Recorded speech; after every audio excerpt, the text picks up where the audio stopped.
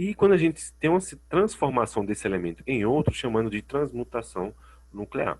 Então, voltando aqui, eu posso transformar, através de uma reação nuclear, um átomo radioativo, eu posso transformar ele em outro átomo, né, totalmente radioativo também. Então, quando se tem um decaimento, né, quando se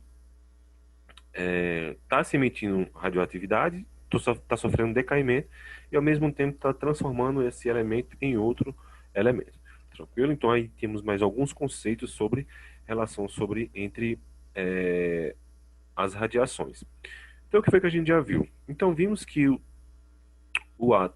núcleo do átomo ele é composto por leptons, quarks e bósons, né? São as estruturas que vão compor o núcleo, né, dos nêutrons e dos prótons, né, e a força existente entre eles, né, são chamados de sabores, né, existem os tipos, né, de cada quark desse. Então existem 6 tipos, 6 subdivisões em cada família, né. O que mais que a gente já viu? Né? Então, são esses quarks que vão fazer a força de interação que vai manter o núcleo unido. Tranquilo? Outra característica, quando se tem uma transformação, qualquer movimento, né, qualquer manuseio de um elemento radioativo tem uma pequena liberação de radiação. Tranquilo? Então vamos lá.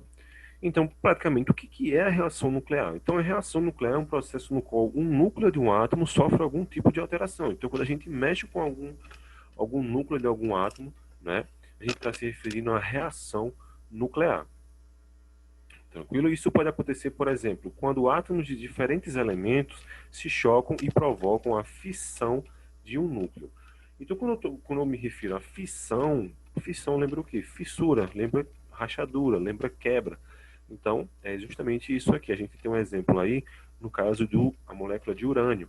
Né? Vocês vão ver propriamente dito aqui, na fissão nuclear. Né? Temos aqui a adição de uma molécula está se chocando com outra e subdividindo em várias outras. E essas várias outras vão se chocando com as mais diantes na frente e vai subdividindo. Então, essa é uma forma de reação nuclear, por fissão. Tranquilo? Então, cria assim núcleos menores que originais. Né? Um núcleo se divide criando núcleos menores que os originais. Além dele, temos a fusão nuclear, que é o contrário, que está criando núcleos maiores e mais pesados que os originais, a partir dos originais. Né? Então, um exemplo aí, temos para a criação do hélio, né? Do gás hélio, que é o gás que vai alimentar, né, a energia do Sol. Temos aí a união de duas partículas, de dois núcleos diferentes, que está dando origem a um núcleo só, bem mais pesado. Percebam aqui que nessa união está liberando o que aqui, ó? Um nêutrozinho aqui, tranquilo? Então percebam, tipo de reação, fissão e fusão. Beleza? O que é a fissão nuclear agora propriamente dita? Né? Quando se tratamos de fissão nuclear, né, uma vez constatada a existência da energia nuclear, restava descobrir como utilizá-la. Então, a forma imaginada para liberar a energia nuclear baseou-se na possibilidade de partir-se ou dividir-se um núcleo, no caso, gerar uma fissura no núcleo de um átomo pesado, isto é, com muitos prótons e nêutrons, em dois núcleos menores através do impacto de um nêutron. Então, existe uma maquinazinha que se chama acelerador de partículas que faz com que esses elementos eles se choquem. Né? Quando o elemento choca com o outro, ele gera uma grande quantidade de energia. E a galera, né, tinha que aproveitar de alguma forma sobre essas reações. Então, descobriu-se que esse processo liberava uma enorme quantidade de energia e por isso que o átomo de urânio, né, quando atingido por um nêutron, aqui temos aí um exemplo aqui, ó, urânio 235, ele é atingido pelo, pelo nêutron, né, pelo átomo nêutron, ele se parte, né, e perceba, porque está muito rápido aqui, mas se perceberem aqui, está dividindo em dois. Com essa divisão em dois núcleos, né, perceba que ele está liberando mais 3 nêutrons. Esses 3 nêutrons aqui vão se esbarrar com outra molécula, com outro átomo de urânio, que vai gerar a mesma sequência, então chamado de reação em cadeia. Então, assim, então a energia liberada dessa fissão será em forma de energia térmica. Então, onde temos aqui ó, o exemplo da bomba atômica. né? E é justamente um exemplo de fissão nuclear aqui, ó. Então a bomba atômica aí, né, foi gerada por uma fissão nuclear, onde tem o ativador, que no caso é o nêutron, que vai se chocar com o urânio e esse urânio vai gerar uma reação em cadeia. Então torna-se possível que esses nêutrons atinjam outros núcleos de urânio sucessivamente, liberando assim muito calor.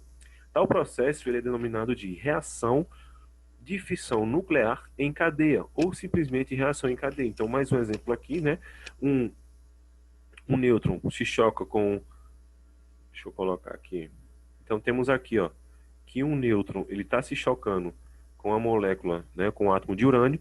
Esse urânio está se partindo ao meio e liberando grande quantidade de energia. Cada um foi para um lado, né? Que esse cada um foi para um lado, se dividiu em mais dois, que liberou mais uns nêutrons e assim sucessivamente. Então, cada um vai sendo liberado mais dois, vão se dividindo em dois, liberando mais partículas neutras que vão se chocando com outros átomos aí de urânio que tem dentro aí, no caso da bomba atômica. Tranquilo? Então, a bomba atômica praticamente se funciona desta maneira, através da fissão, né, nuclear. Além da fissão nuclear, nós temos a fusão nuclear. Então, a fusão nuclear é o contrário do que acontece na fissão. A fusão é a junção de dois núcleos pequenos, como eu falei anteriormente, que formam um núcleo bem maior, liberando uma quantidade muito grande de energia. Temos aqui, mais uma vez, né, para a fusão acontecer, é necessário que haja uma temperatura elevadíssima. Então, a energia liberada na fusão é bem maior do que a da fissão. Então, a bomba atômica, através da fusão nuclear, ela consegue ser bem mais potente do que a da fissão nuclear. Ou seja, um exemplo é no caso da bomba de hidrogênio, que alguns falam aí, né, que alguns países possuem esse poder armamento. E o que acontece na fusão nuclear? Então temos a união de dois núcleos, né? Temos aqui, ó, a fusão entre os deutérios, né, que são chamados núcleos primários do hélio, né, que quando se juntam formam um núcleo bem mais pesado, que nessa união entre o hidrogênio com o hidrogênio há uma grande liberação de energia, que no caso aqui, exemplificado no caso do Sol. Outra imagem que pode ser representada aqui, ó, a fusão entre os dois elementos, juntamente com a liberação de uma grande quantidade de energia, que justamente essa energia que é liberada em forma de calor, no caso chamados raios solares. No caso que vão percorrer em ondas eletromagnéticas, né, que vai chegar até a nossa Terra. Tranquilo, né? Então, eu falei para vocês, né, toda aquela estrutura do átomo, não é? O produto da reação entre algumas fissões e fusão nuclear, né? Conceituei o tipo de energia nuclear, né? Falei para vocês que também, né, dependendo da quantidade de, de átomo, não é? Dependendo da quantidade de átomo em uma reação nuclear, ela vai conseguir liberar alguns efeitos radioativos. É justamente essas radiações que a gente vai conseguir estudar agora. Né? Então, descoberto no século XIX, a radioatividade é a capacidade apresentada por elementos fisicamente instáveis, então é uma característica, né? Principalmente dos elementos principalmente instáveis, de emitir energia na forma de partículas ou radiação eletromagnética. Então, são todos os elementos na tabela? Não, existem alguns, né, que são os mais pesados, né, que eles têm uma capacidade de emitir muita radiação. Então, quando a gente se trata de radiação, de onde vem essa radiação? Lembra que eu falei para você que os quarks, os bósons e os leptons, ele tem uma força de interação entre os núcleos, né? Mantém a força de interação coesa do núcleo. Então é esse tipo, não é? Esses elementos radioativos, eles vão ter em seu núcleo uma grande capacidade de liberar algum tipo de radiação, né, em forma de ondas. Então, uma das primeiras que foram descobertas, no caso, foi a radiação do tipo alfa, né, que são formados por partículas pesadas com dois prótons e dois nêutrons. Então, as características de uma partícula alfa, ela tem uma capacidade de dois prótons e dois nêutrons, portanto, de carga elétrica positivas. Então, a radiação né? As radiações do tipo alfa são formadas por partículas pesadas com dois prótons